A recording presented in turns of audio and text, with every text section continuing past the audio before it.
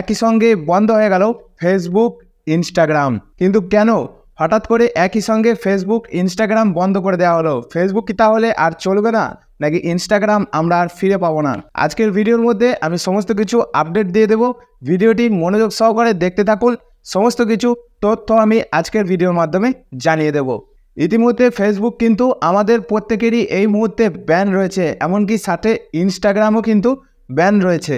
এটি কিন্তু মার্ক জুকারবার্গের তরফ থেকে একটি অফিসিয়ালি টুইট করা হয়েছে। সেখানে যেটি বলা হচ্ছে যে ফেসবুক কিন্তু আবার পুনরায় ব্যাক করবে, কিন্তু কোন টাইমে ব্যাক করবে, কেন এই ঘাটতি, সেই বিষয়ে কোনো কিছু জানানো হয়নি।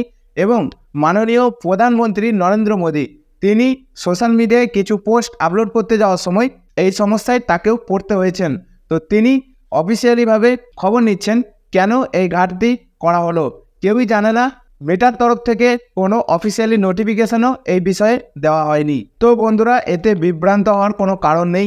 ফেসবুক কিন্তু রীতিমতো আবার ব্যাক করবে, ইনস্টাগ্রামও কিন্তু রীতিমতো আবার ব্যাক করবে, কিন্তু কখন ব্যাক করবে সেরকম কিন্তু অফিসিয়ালি কিছু জানানো হয়নি।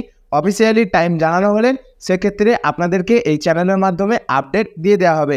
এরকম ধরনের নতুন নতুন আপডেট সবার আগে পাওয়ার জন্য অবশ্যই চ্যানেলটিকে এক্ষুনি সাবস্ক্রাইব করে নিন। দেখা হচ্ছে পরের কোনো নতুন আপডেট নিয়ে। সেই পর্যন্ত ভালো থাকবেন, সুস্থ থাকবেন।